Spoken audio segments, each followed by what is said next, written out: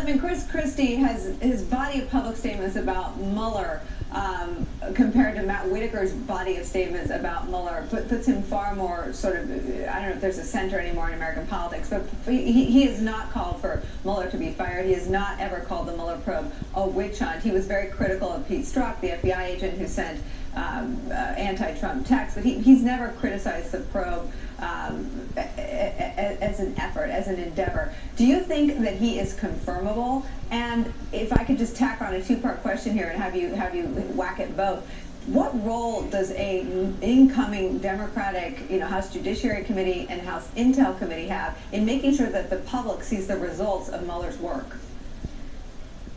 Okay, so first question, is he confirmable? I'm not sure, but it doesn't really matter. I think I don't believe the idea is to keep Whitaker in for a couple weeks. Under the statute, Whitaker can serve 7 months, and then if someone's nominated at the end of that period, he can stay on. That is an eternity for the Mueller probe, which I think everyone agrees is the reason he's in there. So I think if they want him there riding herd or even worse on Mueller, they keep him for a while. In terms of the House Judiciary Committee, yes, I think there will be immediate hearings that Gerald Nadler will convene. What kind of counterweight would that provide? It should be able to get some facts out. And of course, it also puts a stop to the Devin Nunes mischief of trying to uncover confidential information. That's going to be the big question, though, of the next year or two. Will the American people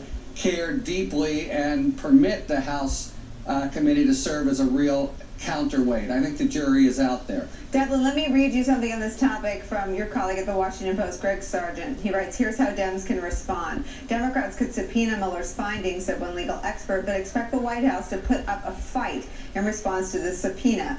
Other legal experts think that if the White House defied such a subpoena, the courts would rule against them, meaning Congress would get Mueller's findings. If you follow the logic here that Whitaker is there to sort of snuff out the Mueller probe, it could ultimately fall to the Democratic-run committees in the House to try to obtain that work. What does your reporting suggest today on the state of that effort?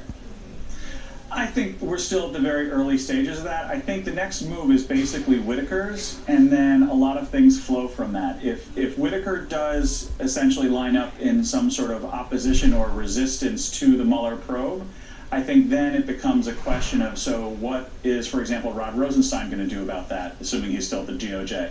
What are the Democrats in Congress going to do?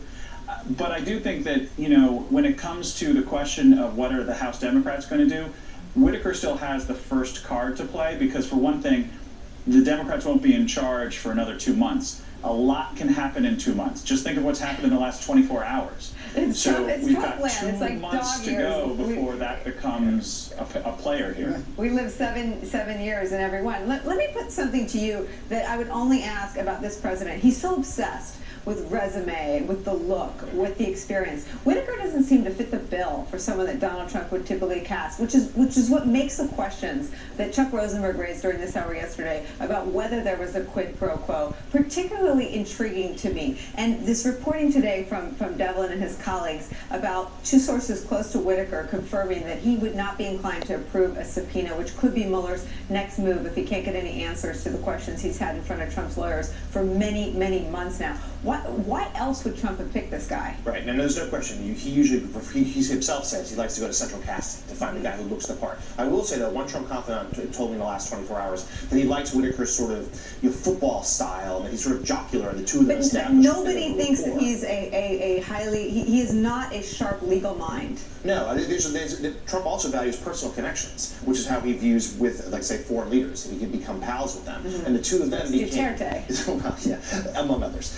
The two of them sort of became pals, because Whitaker was going over to the White House to do these briefings because Trump couldn't even stay on the site with Jeff Sessions and therefore didn't want to talk to him.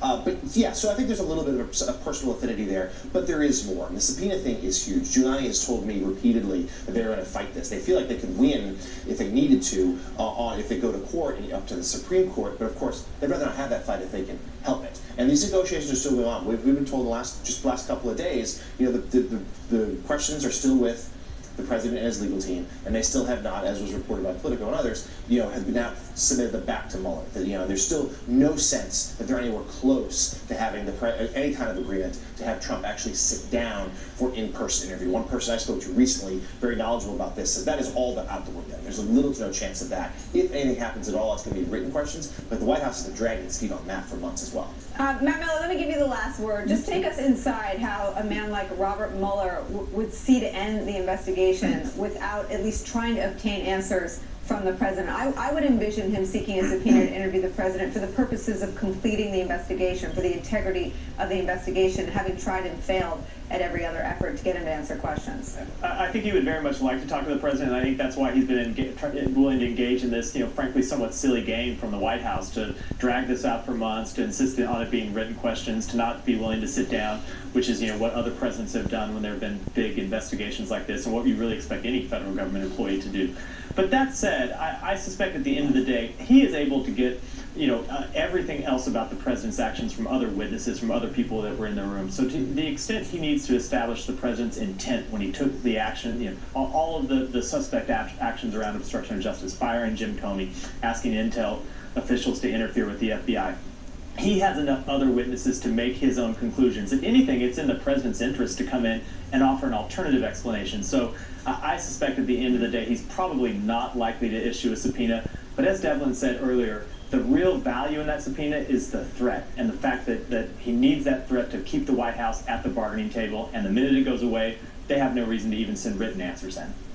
All right, it's never boring. Devlin, Katie, Harry, thank you all for spending some time with us at 4 o'clock. We're grateful. When we come back, new reporting on Donald Trump Jr. and how the president's concerns about his son's legal jeopardy may have impacted